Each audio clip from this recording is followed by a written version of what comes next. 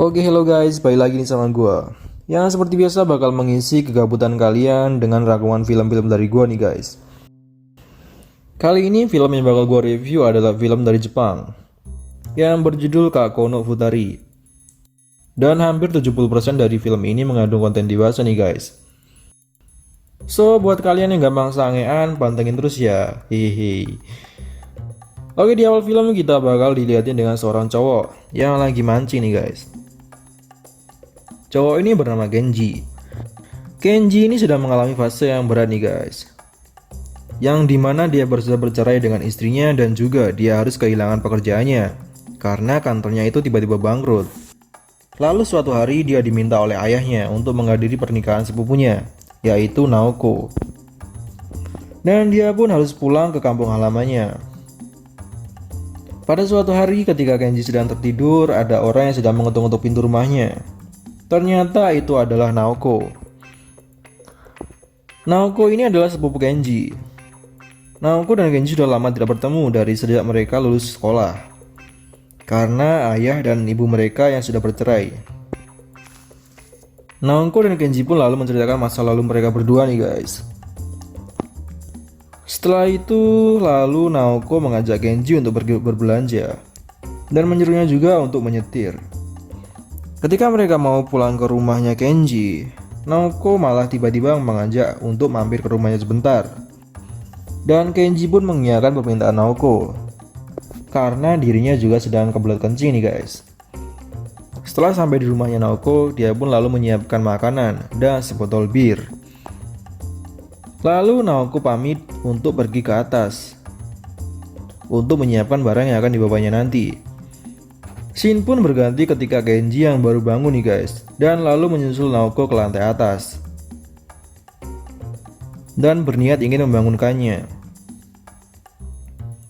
Waktu mereka sedang berbincang-bincang, Naoko lalu meminta Kenji untuk mengambilkan sebuah buku. Ternyata di buku itu berisi kenangan mereka berdua nih guys. Di dalam buku itu juga terlihat beberapa foto mereka yang sedang wik-wik nih guys.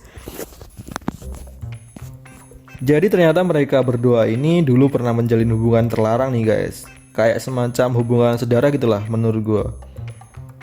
Dan Naoko ini tuh mencoba untuk memancing-mancing Kenji untuk melakukannya lagi nih guys. Tapi ternyata Kenji ini kuat juga imannya. Setelah itu Naoko mengajak Kenji ke rumah barunya dan juga meminta Kenji untuk membawa barang pindahannya. Rumah ini ternyata akan Naoko tinggali dengan suaminya setelah menikah nanti. Waktu mereka sedang menonton TV, nampaknya Naoko mau mencoba ngerayu Kenji lagi nih guys. Tapi niatnya kali ini berhasil. Ya karena mungkin udah gak kuat juga ya imannya si Kenji ini. Mereka berdua pun lalu enak-enak. Dan pada keesokan harinya giliran Kenji nih guys yang gantian sange. Dia pun lalu memaksa Naoko untuk berhubungan intim dengannya. Dan keesokan harinya waktu mereka sedang makan berdua, Naoko tuh malah memarahi Kenji. Karena sebenarnya Naoko cuma ingin melakukannya sekali, tapi si Kenji ini malah memintanya lebih. Tapi di sisi lain Kenji malah berdalih kalau Naoko lah yang sudah memancing nafsunya nih guys.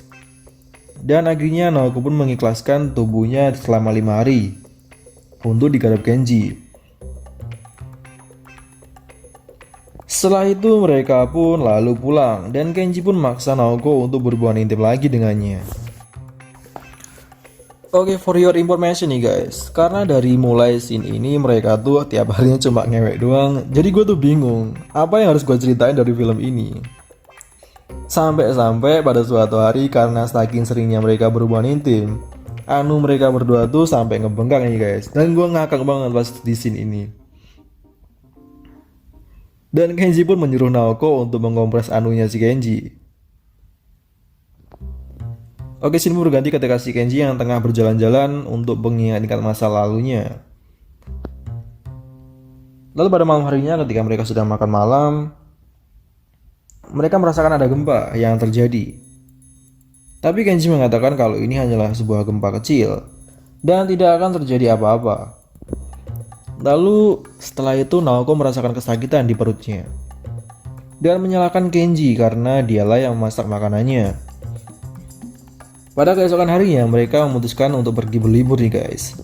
Dan sewaktu di dalam bus, mereka tuh masih sempat-sempatnya melakukan hubungan itu. Bukan wik-wik sih menurut gua sampai heran nih guys sama mereka berdua. Entah berapa kali mereka sudah melakukannya. Dan setelah sampai di tujuan, mereka pun lalu bergegas menuju ke hotel. Dan kalian pun tahulah apa yang akan mereka lakukan lagi. Pada malam harinya ketika mereka sedang berbincang-bincang, tiba-tiba Naoko menanyakan ke Kenji kenapa dia bercerai dengan istrinya.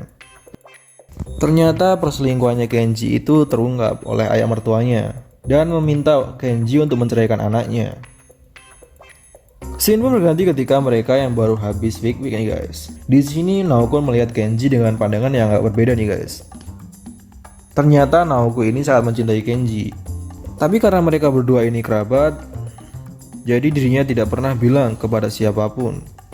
Dan Kenji pun nampaknya juga menyesalinya, karena dia juga sebenarnya mencintai Naoko. Keesokan paginya, sewaktu Kenji bangun, Naoko sudah tidak ada dan meninggalnya sebuah surat. Lalu pada hari Naoko akan menikah, tiba-tiba ayahnya menelpon nih dan bilang kalau pernikahan Naoko dibatalkan karena calon suaminya mendapatkan tugas mendadak. Kenji pun lalu menelpon Naoko dan meminta penjelasan kepadanya. Lalu pada keesokan harinya, Kenji pun lalu menghampiri Naoko ke rumahnya. Ternyata calon suami Naoko marah karena Naoko yang sudah sembrono membuka-buka komputernya dengan tanpa izin. Dan akhirnya calon suami Naoko membatalkan pernikahan mereka berdua. Lalu Naoko meminta Kenji untuk tinggal di rumahnya. Setelah itu hari demi hari mereka lalui bersama nih guys. Dan film ini pun berakhir. Oke, mungkin dari film ini tidak ada pesan yang dapat kita ambil ya. Oke, thanks buat kalian yang udah nonton video ini dan jangan lupa tonton video menarik gua lainnya ya.